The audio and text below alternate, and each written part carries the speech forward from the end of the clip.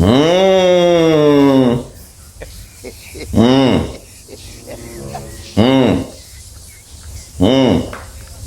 Salut, papa Ado. C'est ton fils.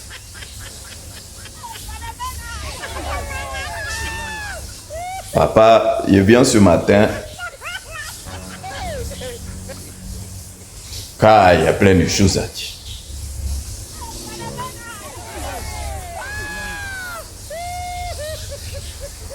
Mais papa, bien avant de commencer,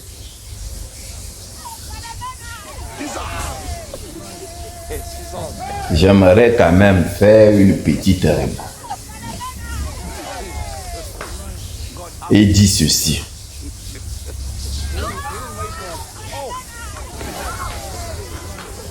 Papa, c'est que tu aimerais pas qu'on te fasse là.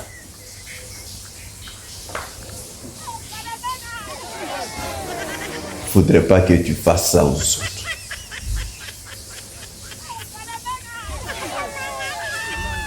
Parce que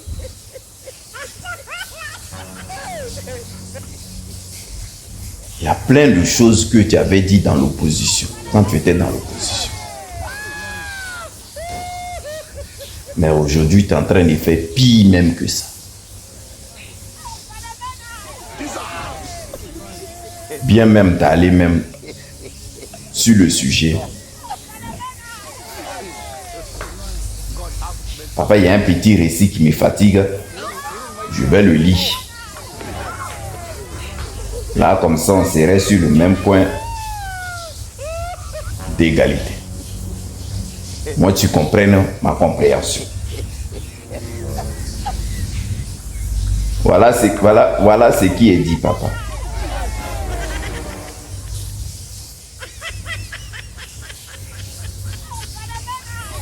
Téné Brahima, le petit frère de Ouattara,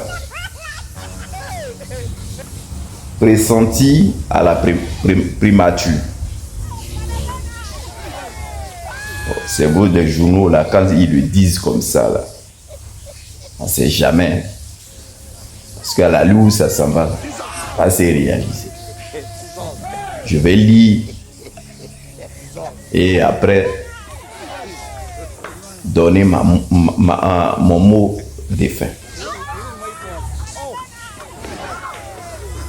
Alassane Ouattara souhaite Alassane Dama Ouattara souhaite un contrôle accru de l'action gouvernementale et considère que la fonction du Premier ministre offrirait à son frère le meilleur tremplin pour s'imposer comme pilier du régime durant ce 4e mandat. Téné Brahima Ouattara pourrait ainsi succéder à Robert Begré Mambé. En cas de départ, Robert Begré Mambé pourrait glisser vers la vice-présidence, mais avec un périmètre réduit par rapport à celui de l'actuel titulaire, Tchemoko Meili Kone. Longtemps perçu comme potentiel dauphin, il a vu son étoile pâlir, fragilisée par des ambitions, prêtées notamment à son entourage, et pourrait être le grand perdant. Donc ils ont mis manœuvre en cours. Donc là, ça c'est une histoire d'Afrique. Donc en bon, hein? Papa, quand toi tu étais dans l'opposition, là, c'est pas toi qui disais Laurent Gbagbo gouverne avec sa famille. Jusqu'à même tes médias là, ceux qui t'ont mis au pouvoir là, ils ont pris. Jusqu'à les gars, vous avez pris pour faire de la propagande. Et il y a toujours ce slogan là qui sort toujours dans ma tête.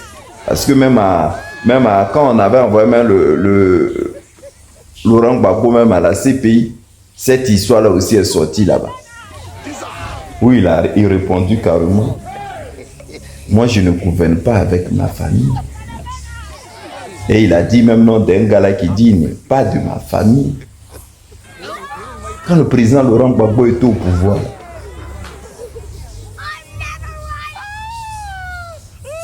le gouvernement était vraiment diversifié.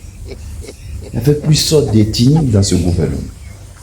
Où on pouvait trouver les Guérés, à Djoukou, à Tchan, où on pouvait trouver même les Djoula, où on pouvait même trouver les Baoulés, où on pouvait même trouver toutes sortes d'ethnies dans la Côte d'Ivoire. Puis quand le président Laurent Gbagbo était au pouvoir, c'est-à-dire un enfant de pauvre qui a bien travaillé à l'école, pouvoir avoir un poste mérité. Mais aujourd'hui, ce qu'on voit, c'est le contraire. C'est le contraire.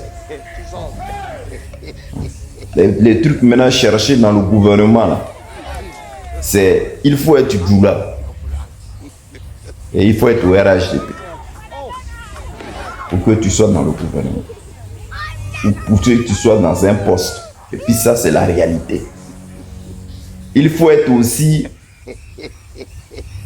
bien vu et être dans la rébellion. C'est-à-dire tout en train d'insulter notre papa à nous.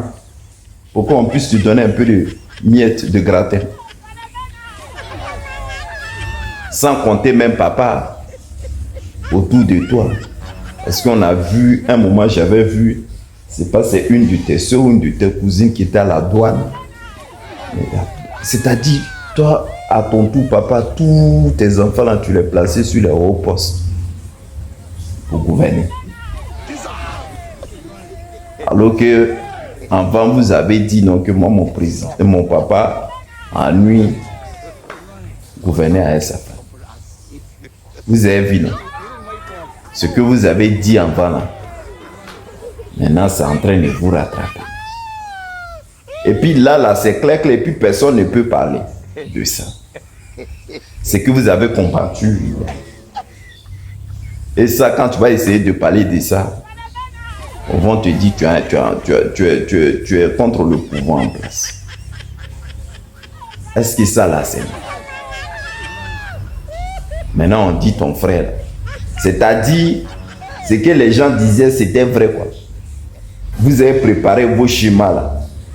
Souvent même, il faut prendre la peine d'écouter ce que leurs militaires là disent. Hein. Et ils ne mentent pas quoi, le RDA. Et puis il dit ça clair. Bon, mannequin sorti, il a dit non que après papa Ado là, c'est son petit frère qui va gouverner la Côte d'Ivoire. Bon, mannequin l'avait dit. Les gens ne s'en souviennent pas. Il va gouverner là. Voilà ça qu'elle a. C'est-à-dire la Côte d'Ivoire maintenant là est devenue maintenant un royaume. Un royaume. C'est clair. Là, tu es en train de préparer ton petit frère, c'est-à-dire mon grand frère, à prendre le pouvoir. C'est la trace qu'elle a. Mais vous-même, vous savez qu'entre eux, là, vous allez vous manger. C'est sûr, parce qu'il y a plein de personnes qui espéraient. Mais leur plan, vous êtes en train de gâter. Bon, ça, c'est entre vous et RDL là-bas. Nous, ça ne nous regarde pas. Attends. Le multipartisme que le président Laurent Gbagbo avait combattu là. Au fait, c'est ça qui est en train de détruire comme ça, mon papa Ado. D'accord, on a compris. C'est pas toi. C'est-à-dire souvent, elle dit, c'est mon papa à lui-même. C'est parce qu'il a accepté que tu sois là, que tu as tapé jusqu'en 4e mandat. Donc voilà. Papa Ado, avant de finir, il y a eu une petite rumeur qui a dit non que mon papa Blaisou l'aurait quitté la Côte d'Ivoire précipitamment. La rumeur tournait. Bon, il est sorti. C'est-à-dire l'Ivoirien plus qu'Ivoirien même. Il est sorti pour dire qu'il est là, en Côte d'Ivoire, jusqu'à il a pris photo. Papa, c'est ça qu'il voulait te dire. Je te fais un gros bisou. Bonne journée, papa.